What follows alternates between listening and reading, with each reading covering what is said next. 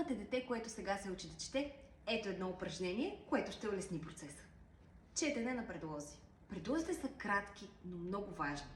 Те свързват думите в изречения и именно това е ключът към плавно и уверено четене.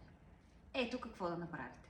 Напишете на малки листчета предлози и бързо ги показвайте на детето с цел то да ги прочете. Поддържайте равномерно темпо и дори да се затрудни на някой предлог, просто го пропуснете и преминете на следващия. Когато усетите, че детето се справя, започвате да забързвате темпото. Щом четенето им вече не е предизвикателство, надградете упражнението.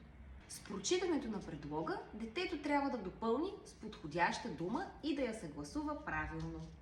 Към къщи, зад мен, над дървото, при мама. Така вече изграждаме мини фрази. Втора стъпка към гладко четене. Можете да започнете с това упражнение, ако детето ви познава повечето букви и дори да го използвате във втори и трети клас за връщане на концентрацията и почивка между различните задачи. Ако искате същите флаш-карти, в профила има линк за изтегляне, можете да ги откриете и в безплатните ресурси на сайта. Просто принтирайте и изрежете.